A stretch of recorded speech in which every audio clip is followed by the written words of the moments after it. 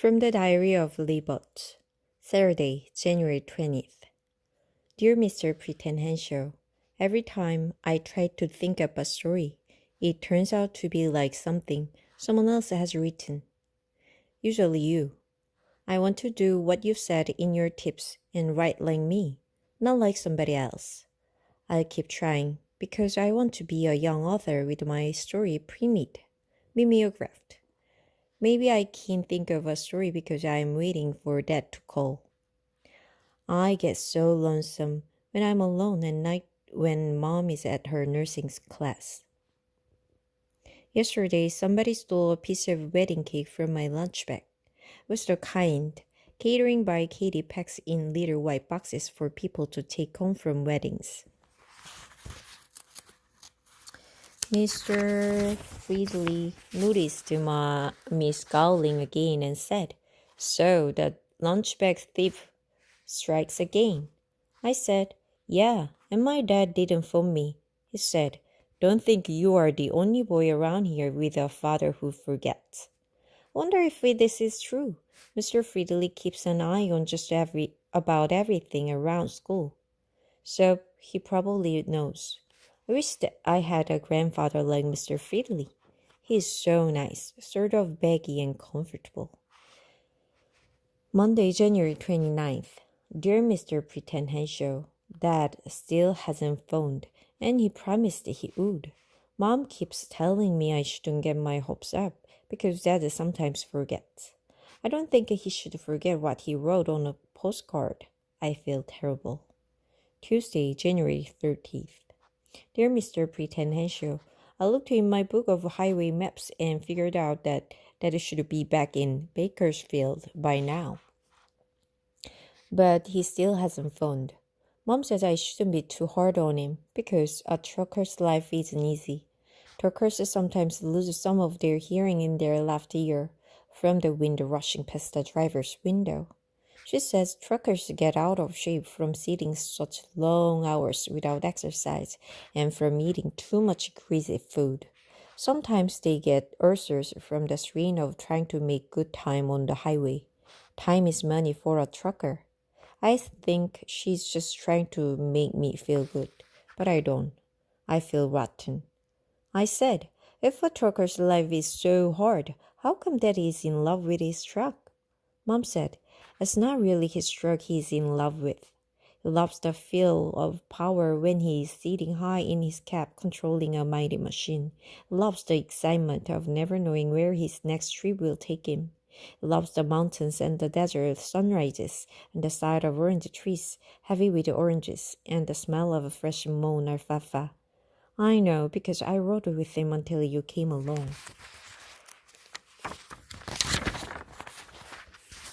I still feel terrible. If Dad loves all those things so much, why can't he love me? Maybe if I hadn't been born, Mom might still be riding with Dad. Maybe I'm to blame for everything. Wednesday, January 31st. Dear Mr. Henshaw, Dad still hasn't phoned. A promise is a promise, especially when it is in writing. When the phone does ring, it is always a call from one of the women Mom works with. I am filled with wrath. I got that out of a book, but not one of yours. I am mad at Mom for divorcing Dad. As she says, it takes two people to get a divorce, so I am mad at two people. I wish Bandit was here to keep me company. Bandit and I didn't get a divorce. They did. Thursday, February 1st. Dear Mr. Henshaw, today there was bad news in the paper. The sugar refinery is going to shut down. Even though Dad hauls across country now, I keep hoping sometime he might haul a really big load of sugar bits to Spreckles. Now maybe I'll never see him again. Friday, February 2nd. Dear Mr. Henshaw, I'm writing this because I am trapped in my room with a couple of babies sleeping in baskets on my bed. Mom has some of her women friends over. They sit around drinking coffee or herb tea and talking about their problems, which are mostly men, money, kids, and landlords. Some of them piece quilts while they talk. They hope to sell them for extra money. It is better to stay in here with the babies than go out and say, "Hello, sure, I like school fine. Yes, I guess I have grown," and all that. Mom is right about that, and he's struck. I remember how exciting it was to ride with him and listen to calls on his Citizens Band radio. Dad pointed out how hawks sit on telephone wires waiting for little animals to get run over, so they won't have to bother to hunt. Dad says civilization is ruining hawks. He was holding a gondola full of tomatoes that day, and he said that some tomatoes are grown specially, so they are so strong they won't squash when loaded into a gondola. They may not taste like much, but they don't squash. That day, we had to stop at a weigh scale. Dad had used up enough diesel oil, so his load was just under the legal weight, and the highway patrol didn't make him pay a fine for a car carrying too heavy a load. Then we had lunch at the truck stop. Everybody seemed to know that. The waitresses all said, "Well, look who just rolled in, our old pal, Wild Bill," and things like that. Wild Bill from Bakersfield is the name Dad uses on his CB radio. When Dad said, "Meet my kid," I stood up as tall as I could so they would think I was going to grow up as big as Dad. The waitresses all laughed out loud around Dad. For lunch, we had chicken fried steak, mashed potatoes with lots of gravy, peas out of a can, and apple pie with ice cream. Our waitress gave me extra ice cream to help me grow big like that.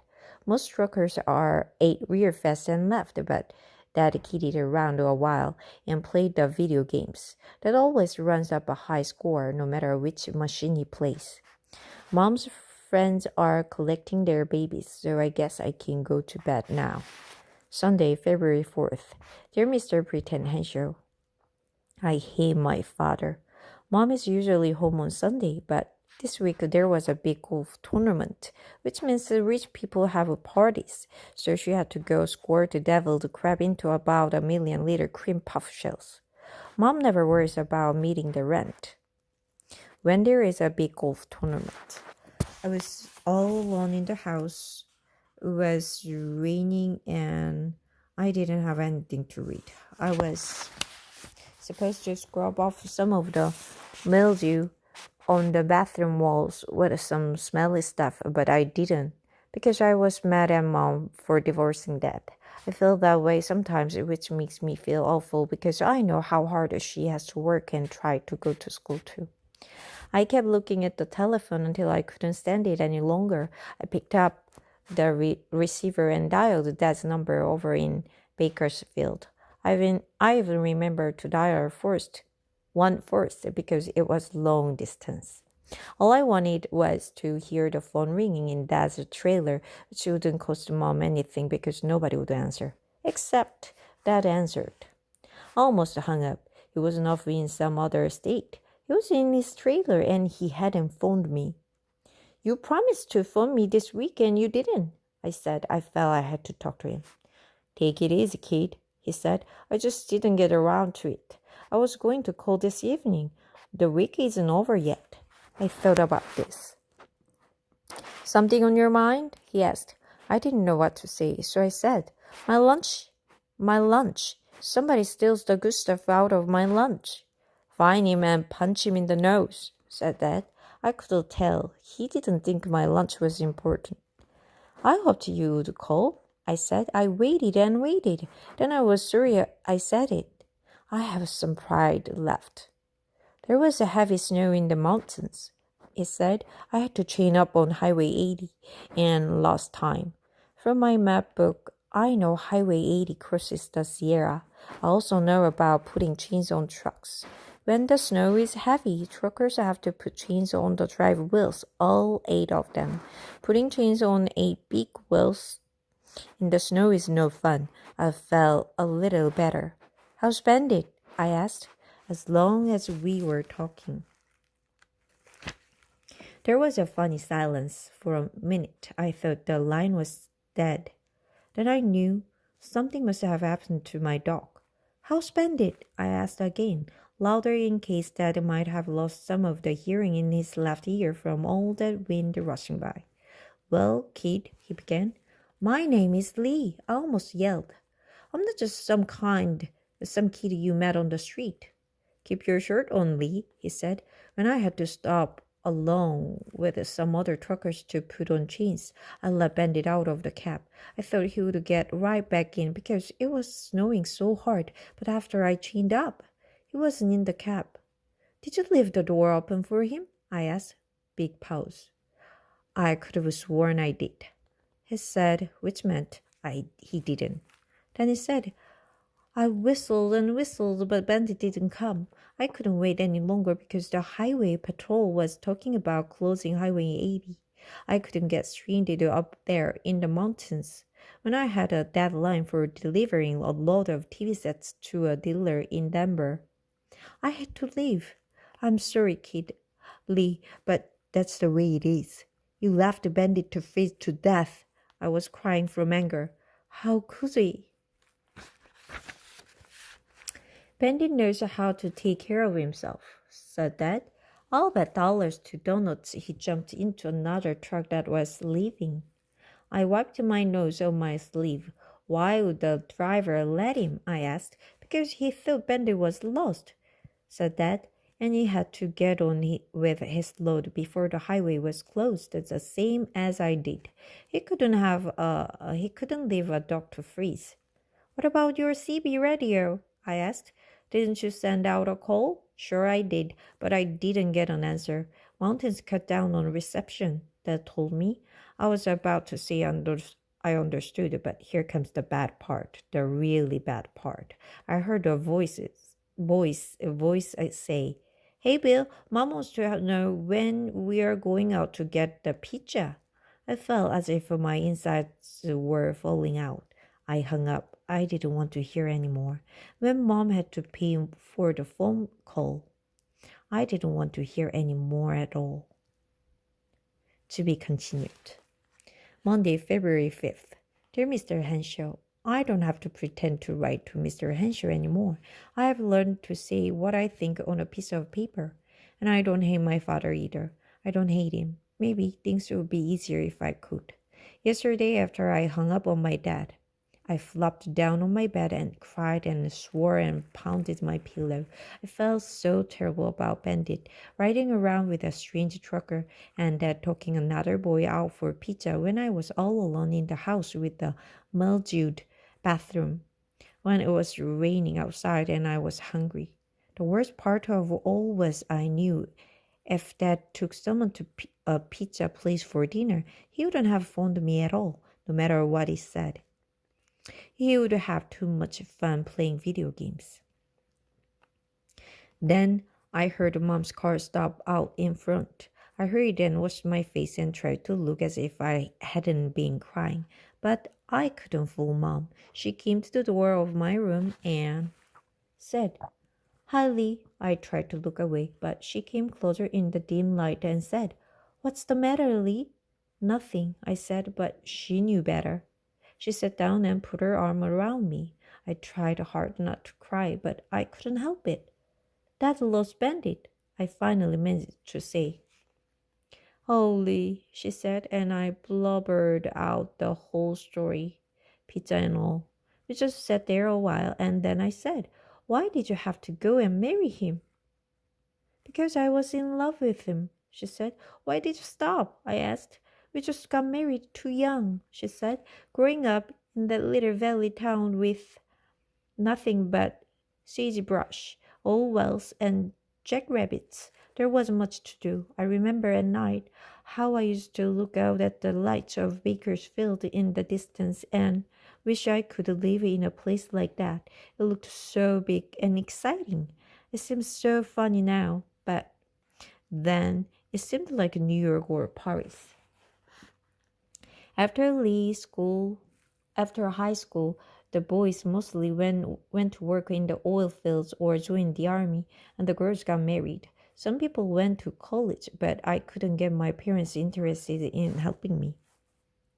After graduation, your dad came along in a big truck and, well, that was that. He was big and handsome and nothing seemed to bother him. And the way he handled his rig, well, he seemed like a knight in shining armor. Things weren't too heavy. Things weren't too happy at home with your grandfather drinking and all. So your dad and I ran off to Las Vegas and got married. I enjoyed riding with him until you came along. And well, by the time I had had enough of highways and truck stops, I stayed home with you and he was gone most of the time. I felt a little better when Mom said she was tired of life on the road. Maybe I wasn't to blame after all. I remember, too, how Mom and I were alone a lot and how I hated living in that mobile home. About the only places we ever went were the laundromat and the library. Mom read a lot and she used to read to me too. She used to talk a lot about her elementary school principal, who was so excited about reading. She had the whole school celebrate books and authors every April. Now, Mom went on. I didn't think playing pinball machines in a tavern on Saturday night was fun anymore. Maybe I grew up and your father didn't. Suddenly, Mom began to cry. I felt terrible making Mom cry, so I began to cry some more. And we both cried until she said, "It's not your fault, Lee. You mustn't ever think that. Your dad has many good qualities. We just married too young, and he loves the excitement of life on the road, and I don't." "But he loves Bandit," I said. "He didn't leave the cab door open for him when it was snowing." "Maybe Bandit is just a bum," said Mom. "Some dogs are, you know. Remember how he jumped into your father's cab in the first place? Maybe he was ready to move on to another truck." She could be right, but I didn't like to think so. I was almost afraid to ask the next question, but I did. "Mom, do you still love Dad?" "Please don't ask me," she said. I didn't know what to do, so I just sat there until she wiped her eyes and blew her nose and said, "Come on, Lee, let's go out." So we got in the car and drove to that fried chicken place and picked up a bucket of fried chicken. Then we drove down by the ocean and ate the chicken with the rain sliding down the windshield and waves breaking on the rocks. There were little cartons of mashed potatoes and gravy in the bucket of chicken, but someone had forgotten the plastic forks. We scooped up the potato with the chicken bones, which made us laugh a little. Mom turned on the windshield wipers, and out in the dark we could see the white of the breakers. We opened the windows so we could hear them roll in and break, one after another. "You know," said Mom, "whenever I watch the waves, I always feel that no matter how bad things seem, life will still go on." That was how I felt too, only I wouldn't have known how to say it. So I just said, "Yeah." Then we drove home. I feel a whole lot better about Mom. I'm not so sure about that even though, as she says, he has good qualities. I don't like to think that Bandit is a bum, but maybe Mom is right. Tuesday, February 6th. Today I felt so tired I didn't have to try to walk slow on the way to school. I just naturally did. Mr. Friedley had already raised the flags when I got there. The California bear was right side up, so maybe Mr. Friedley didn't need me to help him after all. I just threw my lunch down on the floor and didn't care if anybody stole any of it. By lunchtime, I was hungry again, and when I found my little cheesecake missing, I was mad all over again. I'm going to get whoever steals from my lunch, then he'll be sorry. I'll really fix him. Or maybe it's her. Either way, I'll get even. I tried to start a story for young writers. I got as far as the title, which was Ways to Catch a Lunchbag Thief. A mousetrap in the lunchbag was all I could think of, and anyway, my title sounded too much like Mr. Henshaw's book. Today, during spelling, I got so mad at thinking about the lunchbag thief that I asked to be excused to go to the bathroom. As I went out into the hall, I scooped up the lunchbag, closed it to the door. I was about to drop kick it down the hall when I felt a hand on my shoulder, and there was Mr. Fridley. "What do you think you're doing?" he asked, and this time he wasn't being funny at all. "Go ahead and tell the principal," I said. "See if I care." "Maybe you don't," he said, "but I do." That surprised me. Then Mr. Fridley said, "I don't want to see a boy like you get into trouble, and that's where you are headed. I don't have any friends in this rotten school. I don't know why I said that. I guess I felt I had to say something.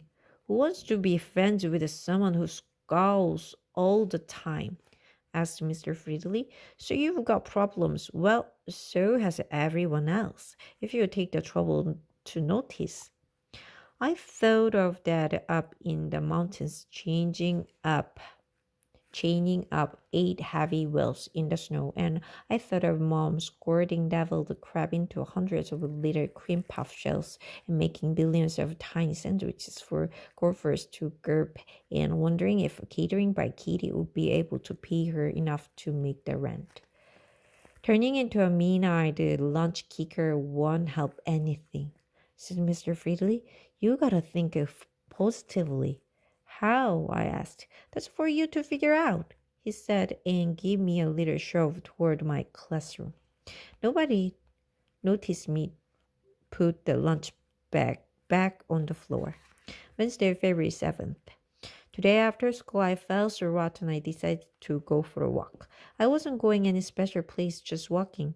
I had started down the street past the paint store and antique shops and bakery and all those places and on past the post office when I came to a sign that said butterfly trees. I had heard a lot about those trees where monarch butterflies fly thousands of miles to spend the winter.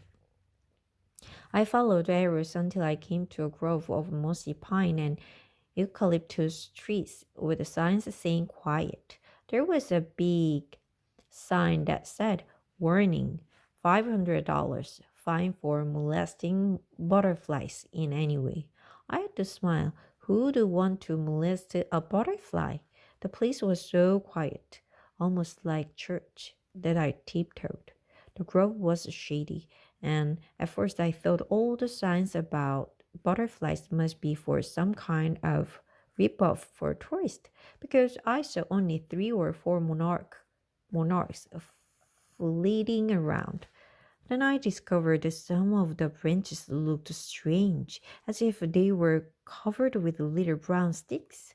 Then the sun came out from behind a cloud. The sticks began to move, and slowly they opened wings and turned into orange and black butterflies, thousands of them quivering on one tree. Then they began to float off through the trees in the sunshine. Those clouds of butterflies were so beautiful. I felt good all over and just stood there watching them until the fog began to roll in, and the butterflies came back and turned into brown sticks again. They made me think of a story Mom used to read me about Cinderella returning from the ball. It felt so good I ran all the way home, and while I was running, I had an idea for my story. I also noticed that some of the shops had metal boxes that said alarm system near their roof. So does the gas station next door. I wonder what is in those boxes. Thursday, February 8th.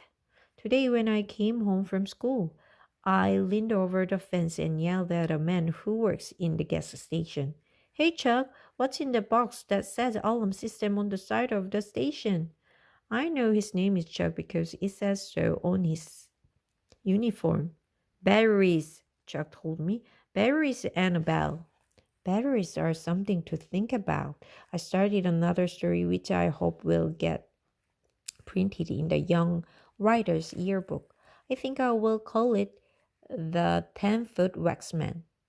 All the boys in my class are writing weird stories full of monsters, lasers, and creatures from outer space. Girls seem to be writing mostly poems or stories about horses. In the middle of working on my story, I had a bright idea. If I took my lunch in a black lunch bag, the kind men carry, and got some berries, maybe I really could rig up a burglar alarm. Friday, February 9th. Today I got a letter from Dad postmarked Albuquerque, New Mexico. A list. I thought it was a letter, but when I tore it open, I found a $20 bill and a paper napkin. He had written on a napkin, "Sorry about Bandit. Here's $20. Go buy yourself an ice cream cone, Dad." I was so mad I couldn't say anything. Mom read the napkin and said, "Your father doesn't mean you should actually buy an ice cream cone." "Then why did he write it?" I asked. "That's his way of trying to say he's really sorry about Bandit. He's just not very good at expressing feelings." Mom looked sad and said, "Some men aren't, you know."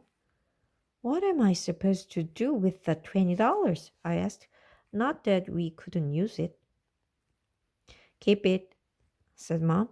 "It's yours, and it will come in handy." When I asked if I had to write and thank Dad, Mom gave me a funny look and said, "That's up to you." Tonight, I worked hard on my story for Young Writers about the 10-foot waxman and decided to save the $20 toward a typewriter. When I get to be a real author, I will need a typewriter.